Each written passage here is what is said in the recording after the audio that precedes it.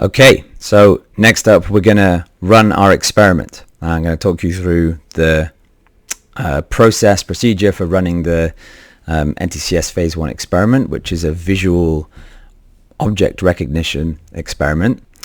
First thing is, so imagine we're starting from scratch, and as we did in the previous example where we checked the signal quality, exactly the same step. I'm going to go from my desktop down to the mini conda, which I've pinned to the taskbar, bring that up. So let me just move this over, make it a little bigger so you guys can see it better. Okay, and the first step, as we discussed, is to activate our environment, like so. And then, so now this is the command for running the experiment. Same format as we had before with the signal quality checker, as in it's EEG NB. And then the program in this case is called run experiment. And then this -IP, this is saying we want to do this with an interactive prompt, which we'll take a look at now. Now, before I run this, so essentially now I'm ready to make a recording, ready to run the experiment. We'll talk a little bit about exactly what that consists of as we go, but at this point, you're going to want to be, if you're using the Muse or whatever device you're using, getting ready to do the connection, to initiate the data stream. So I just turned on my Muse, so it's ready to do a pairing, ready to pair, because that's what's going to happen when I press enter now, is EEG Notebooks is calling BrainFlow in the background, which is going to find the Muse device like it did with the signal quality check and initiate the stream. Excuse me. So that's good. We've got that. Now, I mentioned a little bit before about these multiple Muse options, and this is you seeing them kind of laid out. We want by default, so the default recommendation for everyone using Muse is to use the BrainFlow native Bluetooth. And if you want or choose to use something other than that, then that's kind of additional details. But basic instruction is do what I'm telling you to do right now. So that's option 4, Muse to BrainFlow native Bluetooth, which is what _BFN was before. So I'm going to select option 4. That's the interactive prompt part. And we're going to get our connection initiated as we did with our signal quality check. We see that in the command line. We also see that this thing's gone solid.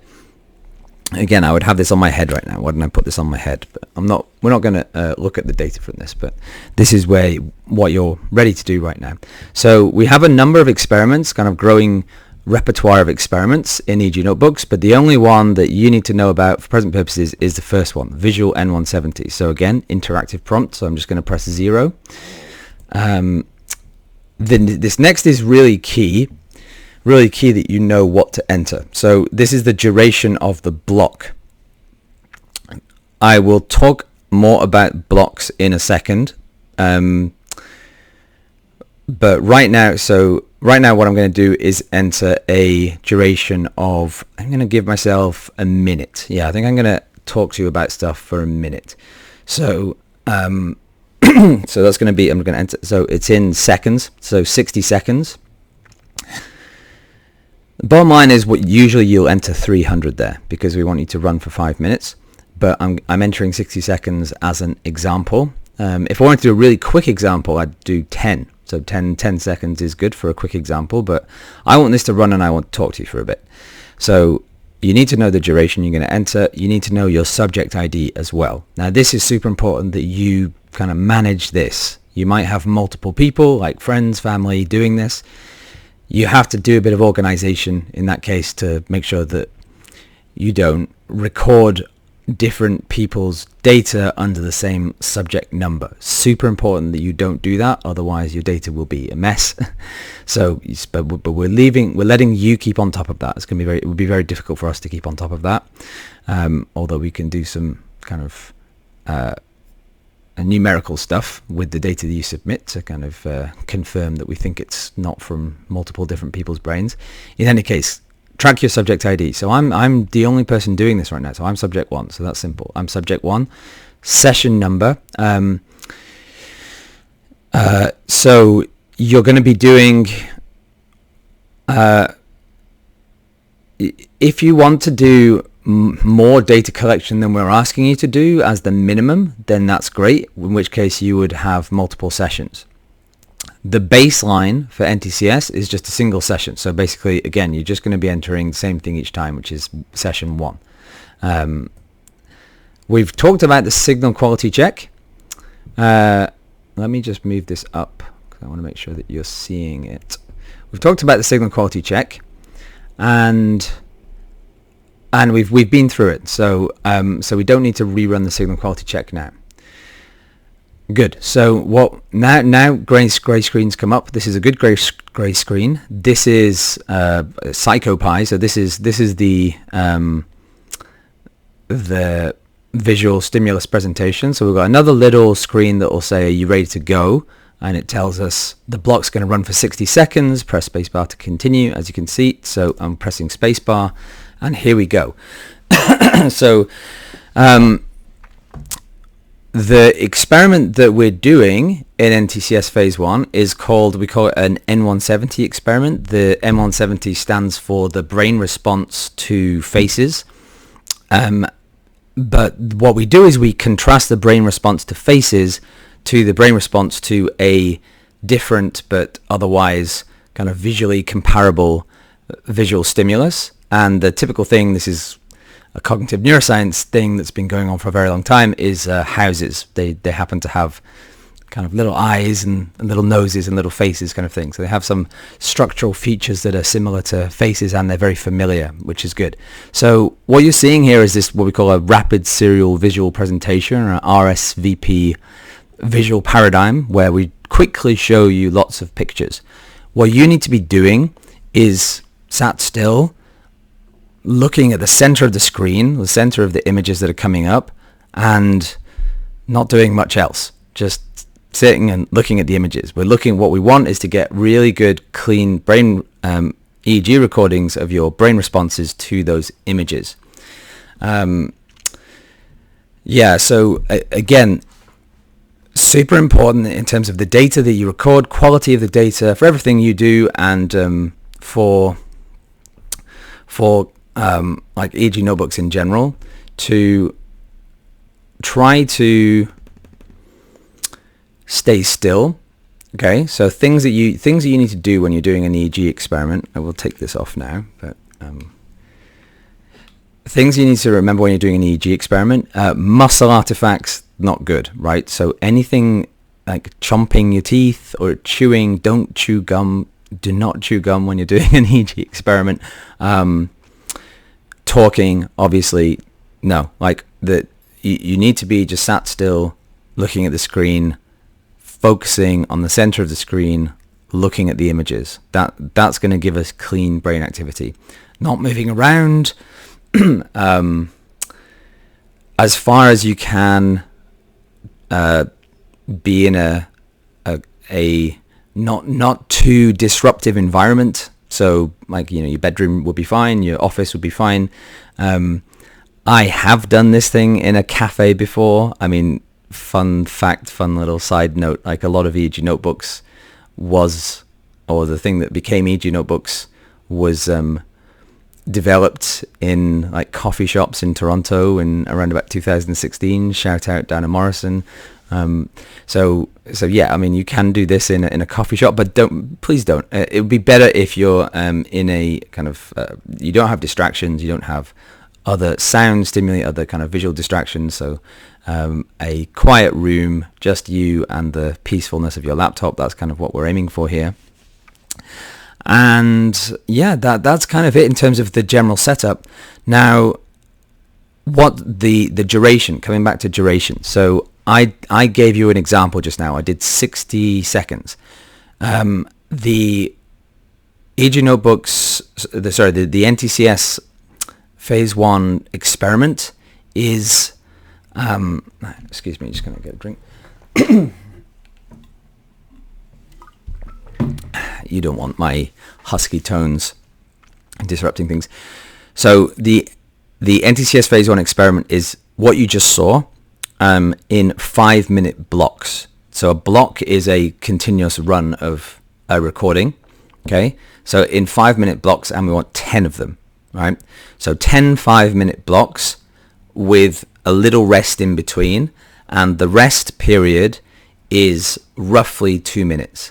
So what we're giving you, or relying on you to take control of correctly doing the single command line, essentially, like that part, run experiment, entering the right number, which is going to be 300 seconds, right? 5 minutes. Focus on, do your EEG connection, so make sure you're getting your EEG stream. Stare at the pictures, get the good visual responses, and then chill out. Then start like a stopwatch, probably, or timer on your phone, 2 minutes. After 2 minutes, then repeat. Now you could take the point of the 2 minutes is it's a break. It's kind of a refresh period. So honestly, if you're really gunned to get onto the next block after 1 minute, then fine. Like it's not something that we need you to be waiting around for, but it's rather like the opposite, that if it was just straight up like an hour without any breaks, that's actually quite taxing. And after a few runs, the 5 minutes can get quite taxing. So that's something to bear in mind, is the experiment they're asking you to do. You need to be ready to do it when you start, okay? Because it's going to take about an hour and a half of your time, and you need to be a little bit kind of physically prepared for it. Like go to the bathroom beforehand. Make sure you don't have any meetings or expecting any calls in the next hour and a half, and you're prepared to kind of dedicate your brain to giving us these brain recordings. But as I said, it's a little bit of a process. Like by the time you've got to the 10th block, you'll be really relieved that you've made it that far, but really relieved that you've done a good job of contributing a really healthily good amount of data, which is really important for studying the things that we're interested in studying, which is the differential brain responses to visual stimuli as measured by by mobile EEG devices of this kind. So yeah, the breaks just the other thing with the breaks is you can take less time, you can take a bit more time as well. So if you really need, and you weren't able to schedule it in, like you're in the bathroom break halfway through, okay. But what I would want you to do when you come back is to run the signal quality check again. So the signal quality check you run at the start, we saw that just now. So kind of first thing you do, you set out an hour and a half. Okay, I'm going to do this thing.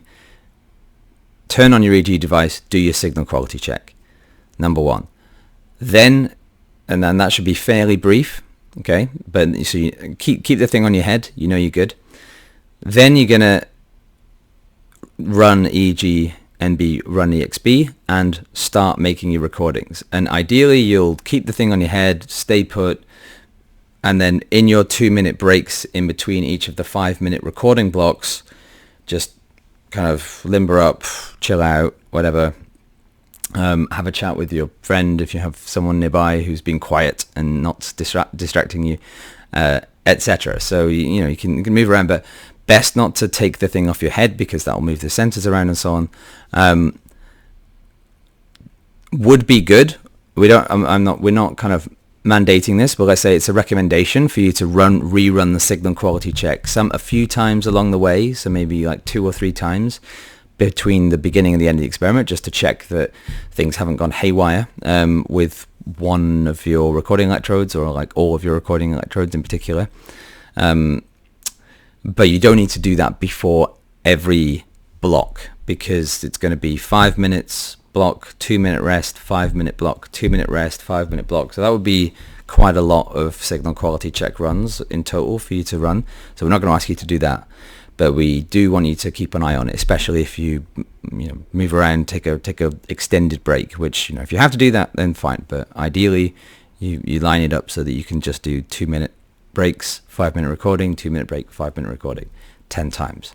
Okay, so that's the most important part of all of the instructions, is how to run the experiment. Hopefully that worked. That was clear enough, and you can replay the video and consult the written documentation. 2 final things to say, and then we're done with our minimal intro. One is, where did the data go? So you've got a message in the command line straight away which answers that question. So this tells you where the recording has gone. We save the data in a CSV file, which, because it's not, we don't really need to use binary formats for low channel count EEG, so it's kind of convenient to use CSVs. So this is the main thing about this path that kind of might get you, is that it's in a hidden folder. So the default location is this hidden folder. So that's like your home drive, your home space. And then you see the dot there. So .eegmb. So we create this hidden folder. EEG Notebooks will create this hidden folder. So, you know, if you don't know about hidden folders, then just look up hidden folders. But if you won't see it unless you're looking for it. That's kind of what, as you might imagine, that's how hidden folders behave. So, but that's where the data is going to get recorded by default. If you kind of haven't just run this, you're coming back to it or whatever. Like, you don't have this message right in front of you right now. Like, you know, if I just get rid of it, but I want to know. I want to know what's going on in general with my data recordings. We have this command line program, local data report. So this will tell you where is there data on my machine, because there is a little bit of variation, just unavoidable variation in file paths. So we can't tell you 100% exactly what the file path is going to be, but what we have is this program that will kind of hunt them out. So the message from EEG Notebooks Local Data Report is a short report that's telling us the default data. We have the default data is, if you're using EEG Notebooks for one of its many other applications, you might actually be using our publicly available default data sets. We haven't been doing that. So I don't have anything currently there, or you won't have much there in this default data folder. But you have some recorded data. So this is telling you where the data that you've recorded is up to a certain point in the file path. And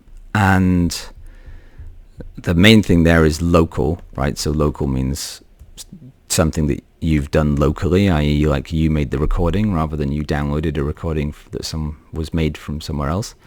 So inside local, we had this folder Muse2, BrainFlow native, as that'll be familiar to you. That's the device name. And then within the device name, we've got our subject IDs. And if you recall, I was subject 1. So inside and session 1. And then there's our recording. Okay. So you'll be doing this 10 times, so you'll have 10 recordings like this. Then the final step for you to do when you've finished the experiment is we're going to make a zip file. So put all of the recordings, again there'll be 10 recordings in this folder, put all of those into a single zip file. So that's what we have. Another program here, EEGMB run zip. And this is one that also has an interactive prompt. So we do -IP. And this is going to take some of the data that we tell it to take. So in this case, again, we just care about the visual N170. So that was option 0 there. And I need to write out the folder name there. So it was local. And we got a little message there. Running data zipper. Great. Files found. Zipping all the files in there. And it's told us that it's put the zip files at this location on the desktop. So we're going to, by default, put the the zip file, the kind of archive of your recordings on the desktop, because that's a good obvious location. And as you will have just seen, magically this file just popped up on the desktop. This is a zip file. So this would be, again, if I'd run all 10, then this would be an archive that contains 10 CSV files, but zipped up.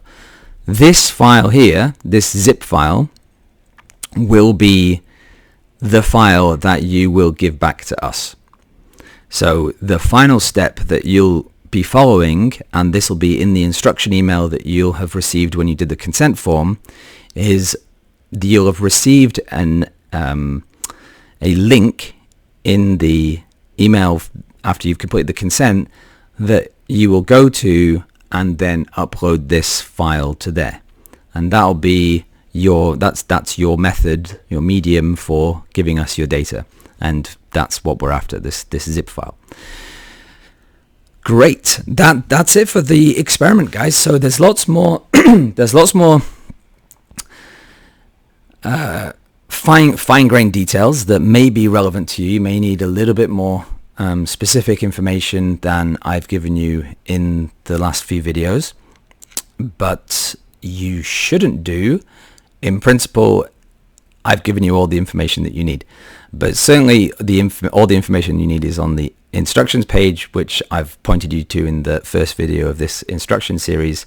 And that, again, as I also said in that video, that instruction page together with these practical how-to videos think of those as a pair. So kind of go back and forth a little bit between those two to get yourself to the end point. Thanks a lot for listening. Sorry for my little cough there. And have fun running your N170 experiment with NTCS.